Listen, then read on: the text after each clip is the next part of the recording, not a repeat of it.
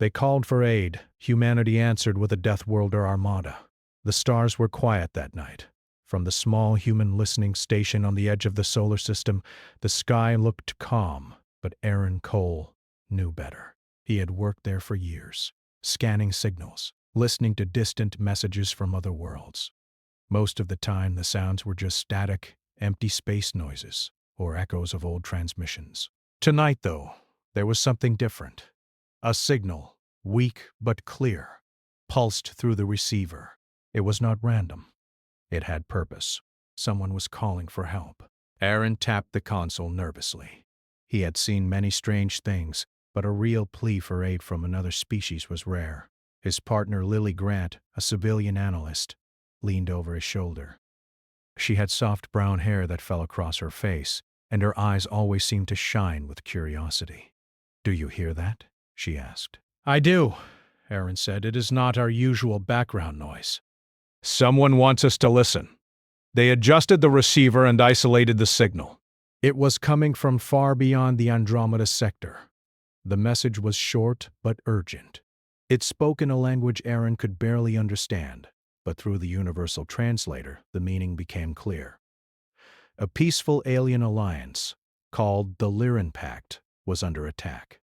Their worlds were being destroyed by a larger empire. Civilizations were falling, and they had no one left to defend them. "They are asking for help," Lily whispered. Aaron felt a chill run down his spine. Humans had been warned about sending forces too far into space. The Council and other species often considered humans dangerous, unpredictable, and too young to be trusted in interstellar conflicts. Many believed Earth would be better off staying quiet, but Aaron knew that when someone called for aid, ignoring it was not an option. "Should we alert the Council?" he asked. "Yes," Lily said, "but we have to be careful. They will not take this lightly." When the Council received the transmission, their reactions were mixed. Some members suggested ignoring it. Others argued that it might be a trap. After all, humans had not been involved in major wars beyond their own solar system. Their fleets were small compared to the armadas of older species. And Earth itself was classified as a dangerous death world, a planet of harsh conditions and tough people. Most aliens thought humans were too wild, too unpredictable. Meanwhile, on Earth, leaders watched the unfolding events closely. President Helen Morrison sat in her office with General Lucas Harper. They were both experienced, calm, and unafraid of difficult decisions. "We have a chance to help," Helen said quietly. "And if we succeed, we may gain trust in the galaxy. But if we fail, we will not fail," Lucas said firmly. "Humanity has survived worse than this. We know how to fight, and we know how to endure. If the Lyran Pact calls for help, we answer. That is what we do." The decision was made. Without fanfare or announcements, Earth began preparations. Shipyards on Mars, the Moon, and in orbit activated. Old warships were repaired, upgraded, and armed. New vessels were launched from secret facilities in the asteroid belt. Each ship carried weapons, supplies, and soldiers trained for environments that most species could not survive. Admiral John Harris, a veteran of space combat, oversaw the assembling of the fleet. He was a tall man with gray streaks in his hair, and he moved with confidence that made others trust his judgment. Commander Eva Brooks, responsible for logistics and planning, coordinated troop deployments.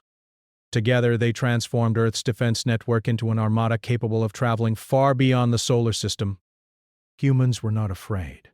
On Earth, they were accustomed to danger, to conditions that would break other species. They trained in high gravity, in radiation fields, and in extreme temperatures. They practiced survival in every environment imaginable. To other species, humans seemed reckless, but their courage and endurance were unmatched. Captain Aaron Cole and Lily Grant followed the preparations from the listening station. The signal from the Lyran Pact continued, sending fragmented messages of fear and hope. Cities were burning on alien worlds. Ships were falling from orbit. Families were hiding in tunnels and forests. The humans could hear the despair, and it strengthened their resolve. The Armada did not travel lightly. It was not just ships. Each vessel carried soldiers, pilots, engineers, and medics. They carried supplies enough to last for months in hostile space. They carried the human way of fighting, adaptable, relentless, and fearless. Alien observers who monitored human movements were shocked. This was not a small rescue team. This was a full-scale deployment from a species they thought too weak to matter. When the Armada jumped into hyperspace, Aaron watched the data feed with Lily at his side. The stars blurred past, and time seemed to stretch. Within hours, the fleet would be at the edge of the Lyran Pact's territory. They would arrive ahead of schedule, before the enemy could anticipate them. "Do you think they will understand who we are?" Lily asked. "They will learn," Aaron said, "and they will understand fast." In the enemy empire, news of the approaching human fleet spread like wildfire. Officers in command towers frowned at the reports. "Humans," one of them muttered. "They are supposed to be weak, small. They should not even exist in this war." But the humans were not weak. They were the Deathworlders. Every human in the Armada had survived conditions that would have destroyed other species. Every ship had been built to endure more damage than an average alien vessel, and every soldier carried the mindset that they would fight, survive, and adapt, no matter the cost. Captain Aaron Cole and his team prepared for the first contact. Pilots checked their ships, engineers ran final diagnostics, and soldiers practiced boarding maneuvers. They did not boast. They did not celebrate. They only prepared. To humans, preparation was action. Fear was manageable, and hesitation was unnecessary. The first human strike group arrived at the outer edges of the Lyran Pact's territory. They found planets burning, orbital defenses shattered, and refugee ships fleeing into deep space.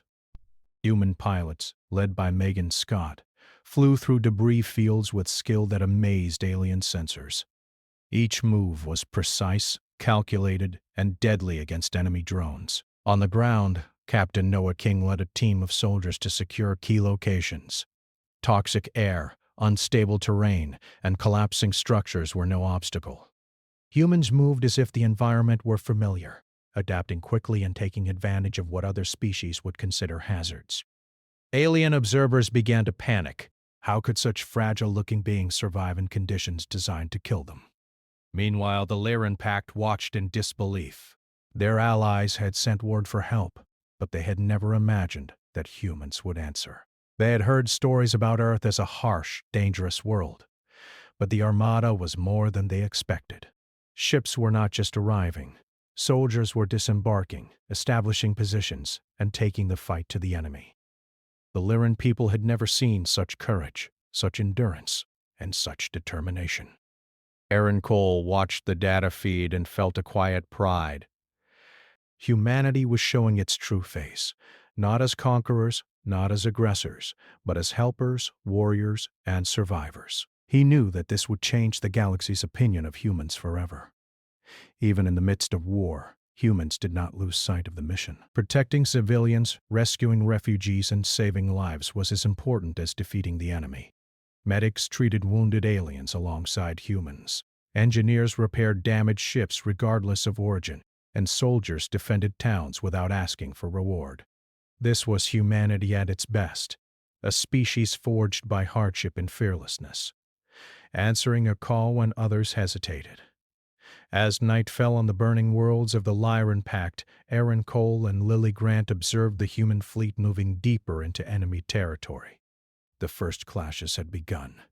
Small skirmishes tested tactics, weapons, and defenses. Enemy forces were confident at first, thinking the humans would fail, retreat, or surrender. But each time the humans adapted, responded, and advanced. The enemy empire began to realize that they had underestimated Earth's warriors. "Do you think we can save them all?" Lily asked quietly. Aaron looked at the stars and the signals flashing across the console. "We will try," he said. "We will fight, and we will not stop until we have done everything we can. That is what humans do." The stars were no longer quiet. They carried the sound of engines, the pulse of weapons, and the presence of a species that would not be ignored. Humanity had answered the call. They were not just a fleet of ships. They were a force born from a world that demanded survival, a species that thrived in danger, and a people who refused to watch others suffer. And as the human armada moved forward into the unknown, one thing was certain. The galaxy had never seen a force like this before. They called for aid, and humanity answered. The war had begun, but the story of survival, courage, and the true meaning of being human was only just starting. The human armada moved through space with steady speed, every ship following orders with precision. Admiral John Harris watched the fleet on his bridge. Around him, officers adjusted the course, checked systems, and monitored enemy signals. Harris was calm. He had fought in battles close to home, but nothing compared to this, an entire alien empire in front of them. Still, he trusted his crew. He trusted humanity. Commander Eva Brooks checked the supply lines. Every ship had enough food, water, and ammunition to last for months. Engineers were repairing minor damages from micrometeor impacts and maintaining the engines. Soldiers were practicing boarding drills and emergency maneuvers. Everything moved with a purpose. Humans did not waste time. Captain Noah King led his ground units in orbit drops. The ships descended to planets under attack by the Empire. Cities burned, forests were aflame, and refugees fled through rubble-strewn streets. Noah's soldiers landed with calm efficiency. They carried weapons, shields, and first aid kits. Every move was practiced and precise. To the enemy, it looked chaotic, but humans thrived in chaos. Pilot Megan Scott flew her fighter through debris fields that would have destroyed other pilots. Explosions lit the void as enemy drones tried to intercept her. Megan dodged each one, firing missiles that disabled several enemy ships. She stayed low, used asteroid shadows, and struck hard. Her skills were sharp, honed from years of training on Earth's most dangerous terrains. She smiled when a drone exploded in a ball of fire. "Another one down," she said calmly into her communicator. "Good work, Megan," Captain Aaron Cole replied. "Keep moving. Protect the civilians." On the ground, soldiers rescued trapped alien families. Toxic gases filled the streets, but humans carried respirators and protective suits. They lifted debris, guided refugees to safer zones, and set up emergency shelters. Children and elders looked at them with wonder. Humans were strange and powerful, but they were helpers, not conquerors. The enemy empire grew nervous. Their officers had expected fear, retreat, or surrender from humans. None came. Instead, humans advanced into every battle, adapting to each trap, each ambush, each surprise. Enemy commanders began calling humans monsters. They did not understand how a species so small could survive where others failed. Captain Aaron Cole observed the first major engagement from orbit. Enemy fleets had set a blockade near a critical planet. The humans were outnumbered, but they had strategy. Admiral Harris ordered the fleet to split into multiple attack waves. Fighters like Megan Scott's moved ahead to draw fire and distract the enemy. Larger ships moved through shadows, targeting supply lines and communication hubs. Explosions lit the void as enemy ships tried to respond. Human fire was precise. Missiles hit engines, lasers cut shields, and boarding parties disabled weapons. The humans did not panic when they lost ships. They replaced them with reinforcements. They adapted every tactic the enemy tried. On one planet, Captain Noah King's team faced a heavily armed outpost. Enemy soldiers had fortified positions and chemical weapons. Noah did not hesitate. He instructed his squad to use the terrain. Buildings were collapsed to create cover. Debris fields became traps, and toxic gas clouds were turned into advantages with protective suits. Every move was fast, every decision calculated. Within hours, the outpost fell. The enemy did not expect humans to fight in conditions designed to kill them. "Move up!" Noah shouted. "Check the civilians. Protect the families. Do not let them suffer." Soldiers followed his orders. Children and elders were guided to safety. Homes were repaired enough to provide shelter, and humans stayed in the hot zones until every possible life was saved. The aliens watching were amazed. They had sent for help and received warriors who risked everything to protect them. Meanwhile, in space, Admiral Harris coordinated attacks with perfect timing. Fleets moved in patterns that confused the enemy. Fighters drew fire from drones, while larger ships targeted command centers. Explosions rocked enemy vessels as humans disabled engines, weapons, and communications. Every battle showed how humans could survive worse conditions than any alien species. Megan Scott flew low through a damaged space station, dodging debris and enemy fire. She used the walls and broken machinery to hide from laser cannons. With careful aim, she fired missiles that destroyed the station's power supply. The enemy lost control of a critical region. Captain Aaron Cole watched the feed and nodded. "They are learning too fast," he said.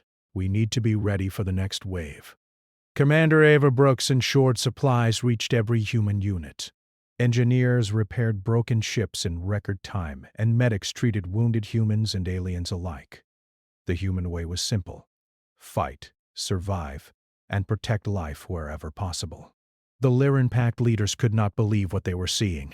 Their people had been cornered, hopeless, and afraid. Now humans arrived and turned the tide. Soldiers moved in conditions no one else could survive. Pilots fought through debris and fire. Engineers repaired what seemed impossible to fix. Civilians were protected at every step. On another planet, a young human soldier named Daniel Price led a small unit against enemy forces trying to ambush refugees. The terrain was unstable. Rocks fell from cliffs. Fires burned along the paths. Daniel's unit moved with speed and skill. They used the rocks for cover, set up traps, and guided the refugees safely to a protected valley. "They are strong," whispered a Lyran officer nearby. "Stronger than we imagined." "They are human," said another officer. "They are made to survive." They had assumed humans were weak, untrained, and fragile.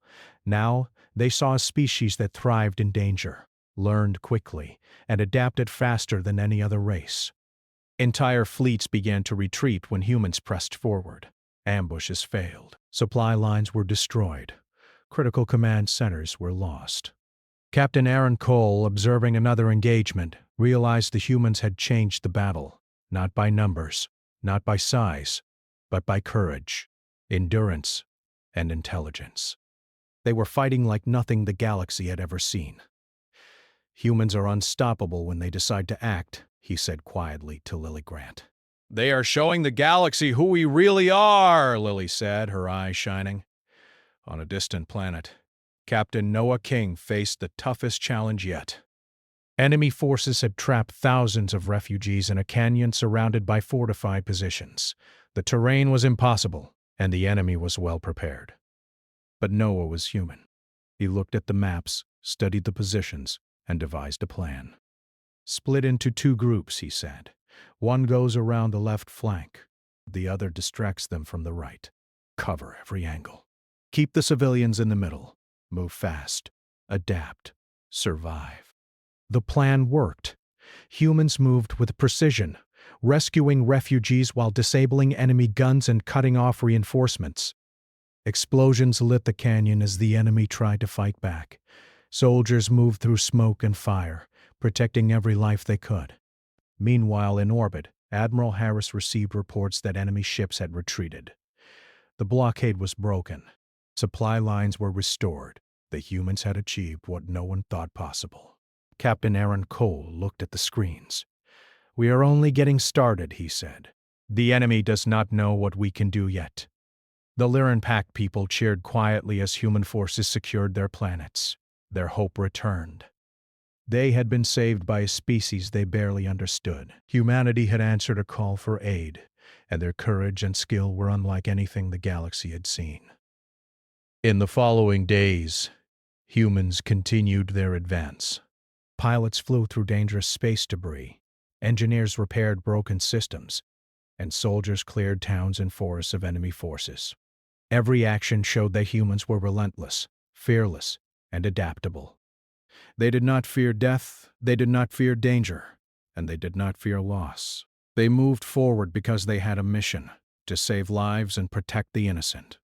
Captain Noah King watched the last group of refugees leave the canyon safely. He allowed himself a small smile. "We did it," he said. "Not just us," said a Lyran officer beside him. "You humans did it. You saved us when no one else would." Aaron Cole and Lily Grant observed the fleet moving toward the next sector. Battles would continue. The enemy would regroup. But humans had already changed the course of the war. They had shown that a species from a harsh world, trained in survival and fearless in the face of danger, could make a difference when no one else would. The stars were no longer calm. They carried the sounds of engines, weapons, and the presence of humans who would not stop. They were relentless, powerful, and determined. They were Deathworlders, and the galaxy was beginning to understand the strength that came from survival. And as the Armada moved forward into enemy territory, one thing became clear. The humans would not retreat. They would not surrender. They would fight until the call for aid had been answered fully. Humanity was here, and nothing would stop them. The human armada pressed deeper into enemy territory. The stars were filled with ships, and the void echoed with the sounds of engines and distant explosions. Captain Aaron Cole watched the data feeds with Lily Grant at his side. Every signal told a story of danger, but also of survival. Humanity was moving forward, and nothing could stop them. Admiral John Harris oversaw the fleet from his command ship. The enemy empire was larger, but they had not prepared for humans. Their fleets were designed to crush weak species quickly, but humans were not weak. Their ships were smaller, more maneuverable, and their crews trained to survive the impossible. "Status report," Harris asked. "All units advancing," Commander Eva Brooks replied. "Enemy forces are reorganizing, but they are losing ground. Civilian evacuations are proceeding as planned." Harris nodded. He knew the humans had changed the battle. They did not fight like other species. They used tactics the enemy could not predict. Sometimes they attacked directly. Sometimes they disappeared, only to strike again from another direction. Every move kept the enemy off balance. On one planet, Captain Noah King led a team into a city under siege. Smoke filled the streets, and fires burned high. The enemy had fortified buildings and set traps, but Noah was calm. "Move carefully," he said to his soldiers. "Check every building. Protect civilians. Watch each corner." Soldiers followed his orders. They cleared streets, rescued trapped people, and disabled traps set by the enemy. Explosions shook the ground, but humans kept moving. They adapted quickly. When one path was blocked, they found another. When the enemy tried a new tactic, humans adjusted instantly. Young soldier Daniel Price worked with Noah's unit. He moved through rubble with a small group, guiding refugees to safe zones. One child tripped on debris, and Daniel caught him instantly. "Don't be afraid," he said. "We will get you out safely." The child nodded, eyes wide, and held Daniel's hand. Humans did not only fight, they protected. Every life mattered. That was the difference between them and the enemy. In space, pilot Megan Scott faced one of her toughest challenges yet. Enemy drones had surrounded her fighter, firing relentlessly. Explosions rocked her ship. Smoke filled the cockpit. Megan stayed calm. She dove through the gaps between debris, fired missiles with precision, and disabled several enemy drones in quick succession. Her ship took minor damage, but she continued. "Another wave incoming," she said into the communicator. "Take them down," Captain Aaron Cole replied. "Keep moving. Protect the fleet." Megan smiled. The enemy did not understand humans. They thought fear would stop them, that loss would make them retreat. It did not. Every danger was a challenge, not a threat. On another planet, engineers worked tirelessly. Broken vehicles, destroyed communication towers, and damaged shelters were repaired. Medics treated wounded civilians and soldiers alike. Humans moved with efficiency and purpose. Every task, no matter how small, contributed to the mission. The Lyran-packed leaders watched from a secure station. They could not believe what they saw. Their worlds had been on the brink of collapse, but humans were changing everything. Cities were being reclaimed. Refugees were safe. Enemy forces were falling back. "This is more than we hoped for," said a Lyran officer. "They are not just fighting, they are saving lives." "They are human," said another. "They are from a world that teaches survival above all else. That is why they can do this." Captain Noah King led his soldiers to the enemy's main supply depot. It was heavily guarded with turrets and mines. The enemy believed humans could not survive the approach. Noah smiled. He had trained his team for this. "Split into 3 groups," he said. "One distracts the turrets. One disables the mines.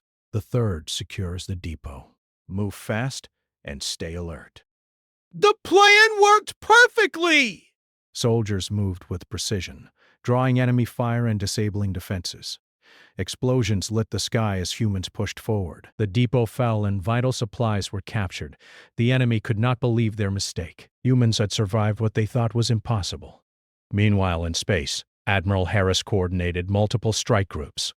Ships moved in patterns that confused the enemy.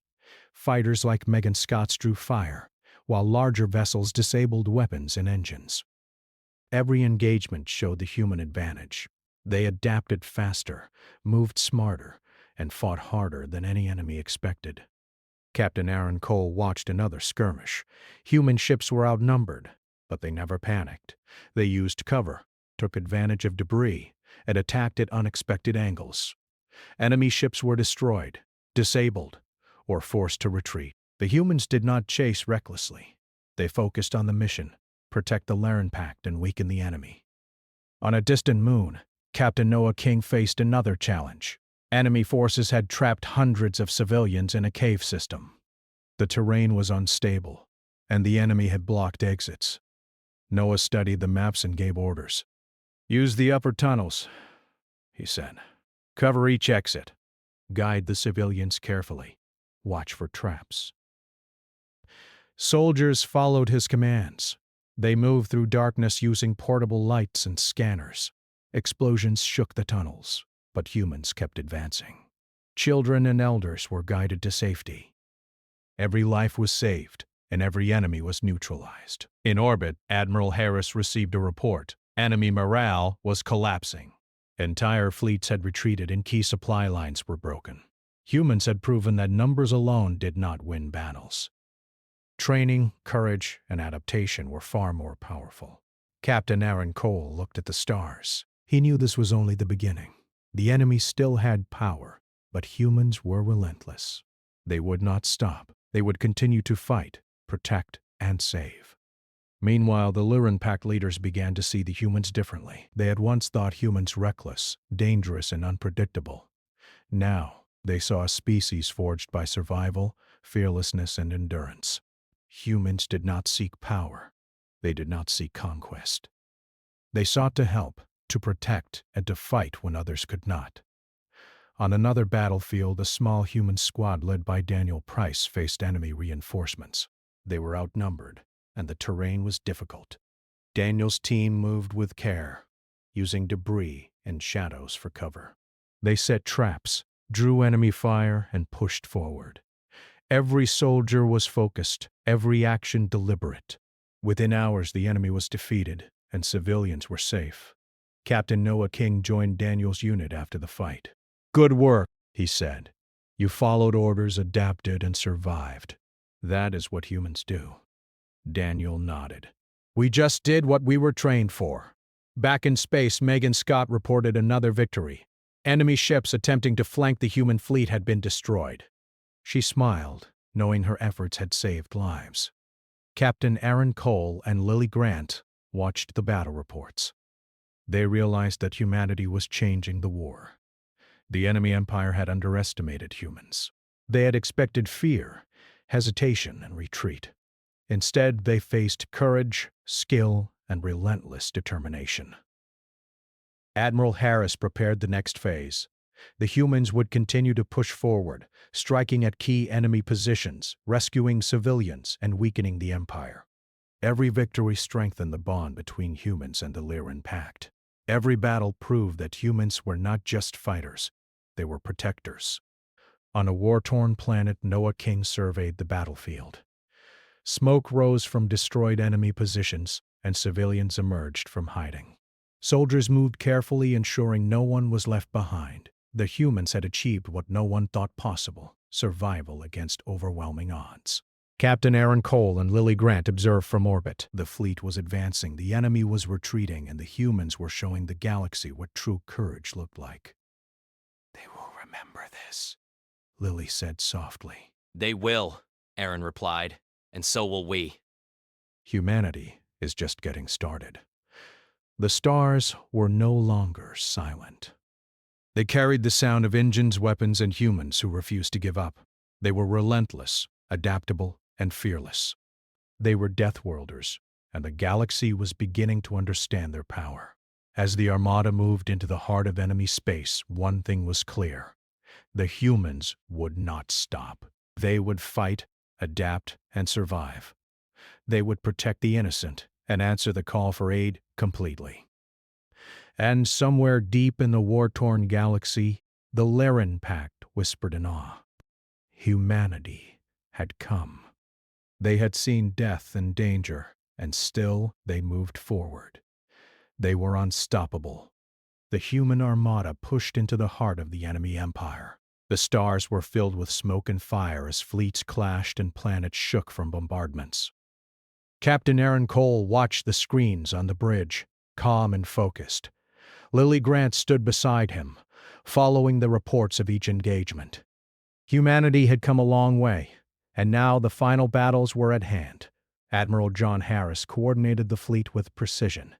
The enemy still had numbers, but they had lost initiative. Their fleets were scattered, supply lines broken, and morale low. The humans, trained for survival and endurance, moved with purpose, never losing focus. Every strike was calculated, every maneuver designed to save lives and weaken the enemy. "Status report," Harris asked. "Main enemy fleet fractured," Commander Eva Brooks replied. "Ground forces losing coordination. Civilian evacuations proceeding successfully on all major planets." Harris nodded. "Prepare the final assault groups. Target command centers and major fortresses. Keep civilians safe, move fast. Strike hard." On a scorched planet, Captain Noah King led his soldiers to the enemy's central fortress. The walls were thick, the defenses heavy, and the terrain unstable. But Noah was calm. He studied the maps, directed his units, and adapted to every threat. "Split into teams," he said. "Two go around the flanks. One takes the front. Watch for traps. Protect civilians wherever possible." The soldiers moved with precision. Explosions shook the fortress as enemy troops fired relentlessly, but humans adapted. Barricades were used for cover. Debris became tools, and gas clouds were turned into shields with protective suits. Every life mattered. Civilians trapped in the fortress were guided to safety. Daniel Price, now a seasoned soldier, led a small unit through a damaged tunnel to reach children hiding from the battle. The walls trembled, and dust fell in clouds. But Daniel stayed calm. "Follow me," he said. "We are almost there. Stay close." The children clung to him, eyes wide with fear, and he guided them through the tunnels, avoiding enemy patrols and collapsing sections. Outside, Noah's team secured the remaining defenders. Within hours, the fortress fell. The enemy was routed, and civilians were saved. In space, pilot Megan Scott faced the largest enemy fleet yet. Ships swarmed around her, firing lasers and missiles. Explosions rocked her fighter, but she remained steady. Using debris for cover and careful timing, she struck at engines and command ships. One by one, enemy vessels were disabled. "Keep moving," she said into the communicator. "Do not stop. Protect the fleet." Captain Aaron Cole watched from orbit. "They are learning, adapting, and surviving," he said. "This is what humans do. We never give up." Admiral Harris directed strike groups to target enemy command centers.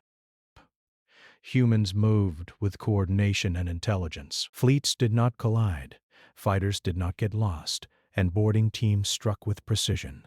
Enemy morale collapsed further as humans destroyed key structures without harming civilians. On another planet, human soldiers dismantled a major supply hub.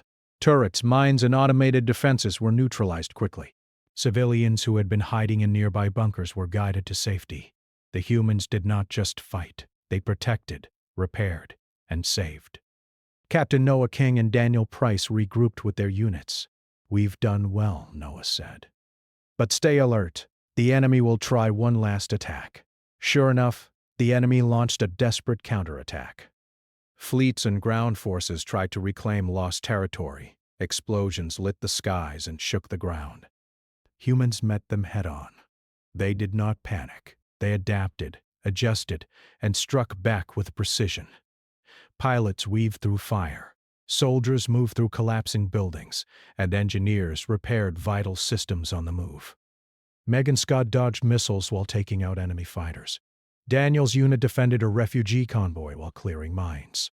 Captain Noah King led the final push into the enemy stronghold. Every action was coordinated, every move precise. The enemy empire's leaders realized they had underestimated humans completely. They expected fear, hesitation, and surrender. Instead, they faced courage, endurance, and intelligence.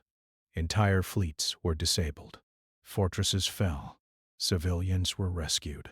Their empire was crumbling, and there was nothing they could do to stop the humans. Captain Aaron Cole watched as the final enemy fleet retreated. "It's over," he said quietly. "No," Lily Grant replied. "It's just the beginning. The galaxy will remember what we have done." The humans secured the remaining planets of the Lyran Pact. Cities were rebuilt, supplies delivered, and refugees guided to safety.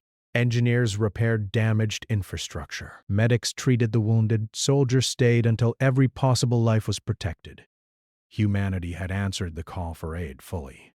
The Lyran Pact leaders finally approached the humans. Ambassador Claire Morgan represented Earth. She spoke to the Council and the rescued aliens. "We did not come to conquer," she said. "We came because you called for help." We answered. That is what humanity does. We survive, we protect, and we fight when others cannot. That is the meaning of being human. The aliens listened in awe. They had sent a plea for help, and humans had not only arrived, they had saved them. They had fought through danger, adapted to impossible conditions, and ensured no life was left behind. They had shown courage beyond anything the galaxy had seen. On a quiet world after the battles, Captain Aaron Cole stood under the stars. The war was over, but his mind was already on the future. The humans had changed the galaxy's perception. They were no longer just Deathworlders. They were defenders, warriors, and protectors. Nearby, Daniel Price watched young Lyran children playing safely for the first time in months. He smiled. Humanity had saved them. Every life mattered, and every action had been worth it. Megan Scott cleaned her fighter and checked her systems. The battles were over, but the pride of surviving, adapting, and protecting others filled her heart. Humans were different, and now the galaxy knew it. Captain Noah King led his soldiers back to their ships. The enemy was defeated. Civilians were safe, and the Lyran Pact had survived. "We did what we were sent to do," he said. We answered the call. Admiral Harris stood on the command deck, looking at the stars. The human armada had proven its strength, endurance, and courage. They had faced overwhelming odds, survived, adapted, and protected the innocent. Humanity had shown the galaxy the meaning of survival, bravery, and honor. Captain Aaron Cole turned to Lily Grant. "Do you hear that?" he asked. "The stars?" she replied. "No," he said. "It's the galaxy listening. They are learning what humans can do." Far away, the Lyran Pact leaders watched Earth's fleet depart. Their worlds were saved, their people alive, and their hope restored. Humanity had answered a call that no one else dared to answer. They had brought courage, endurance, and protection, not just victory. And as the human armada returned to the solar system, the message was clear. Humanity would survive any challenge. They would answer any call. They would protect the innocent, fight the impossible, and endure. They were Deathworlders, yes, but more than that. They were hope, courage, and strength for the galaxy. The war was over, but the story of humanity had just begun. In quiet stations across Earth, humans watched the stars. Captain Aaron Cole, Lily Grant, Daniel Price, Megan Scott, Noah King, and countless others looked at the void and smiled. They knew humanity would always answer the call, no matter the danger, no matter the odds. The galaxy had called for aid, and humanity had answered with a Deathworlder Armada. They had fought, adapted, survived, and protected, and in doing so they had shown the universe what it truly meant to be human.